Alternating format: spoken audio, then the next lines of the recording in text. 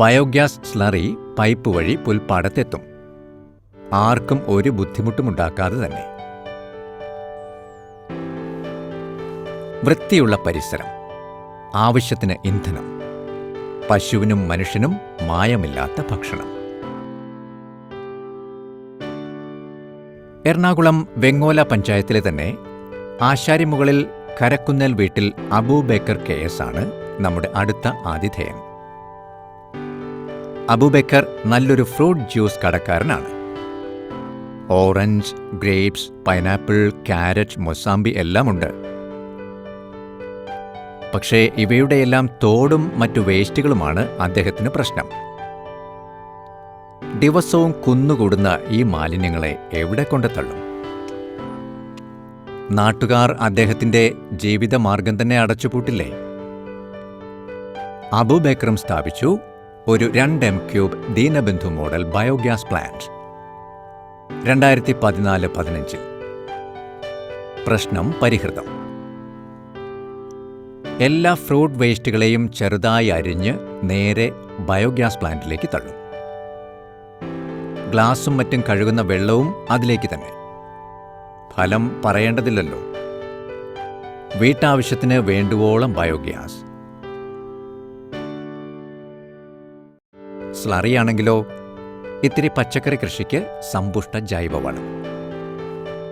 പരിസര ശുചിത്വം, ആവശ്യത്തിന് വാതക ഇന്ധനം, ശുദ്ധമായ പച്ചക്കറി.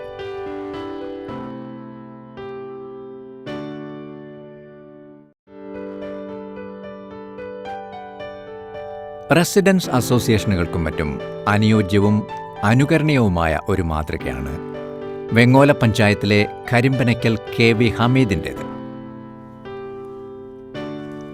3 m³ ഒരു ദീനബന്ധു മോഡൽ ബയോഗ്യാസ് പ്ലാന്റ് ആണ് ഹമീദിനുള്ളത്. ദിവസവും 40 കിലോ വേസ്റ്റ് വേണം താനും. പശുക്കളുമില്ല, ഫ്രൂട്ട് ജ്യൂസ് കടയുമില്ല. ഹമീദ് ഒരു പൊതുസേവകനായി എന്നു തന്നെ പറയാം. അയൽക്കാരായ 11 വീട്ടുകാരെ ഹമീദ് സംഘടിപ്പിച്ചു. അവരുടെ വീട്ടിലെ ഖരവും ദ്രാവകവുമായ എല്ലാ മാലിന്യങ്ങളും സ്വന്തം ബയോഗ്യാസ് പ്ലാന്റിൽ നിക്ഷേപിക്കാൻ പറഞ്ഞാൽ ആർക്കാണ് ഇഷ്ടമാവാത്തത്? കൂട്ടത്തിൽ ഒരാളാണെങ്കിൽ കുടിൽ വ്യവസായമായി കപ്പ ഉൽപ്പന്നങ്ങൾ ഉണ്ടാക്കി വിൽക്കുന്ന ആളാണ്. അദ്ദേഹത്തിന് ഹമീദിന്റെ വാക്കുകൾ എത്രമാത്രം ആശ്വാസമായിരുന്നിരിക്കണം. കപ്പയുടെ വേസ്റ്റുകൾ, മീനും ഇറച്ചിയുമൊക്കെ കഴുകിയ വെള്ളം, പഴകിയ കഞ്ഞിവെള്ളം എന്നുവേണ്ട ഈ 12 വീടുകൾക്കും ബുദ്ധിമുട്ടാകേണ്ടതായ എല്ലാ ജൈവ മാലിന്യങ്ങളും ഹമീദിന് തന്നെ. ഹമീദിന്റെ ഭാര്യ മൈമുനയ്ക്ക് ആനന്ദവും ആശ്വാസവുമായി ആവശ്യം പോലെ പാചകവാതകം.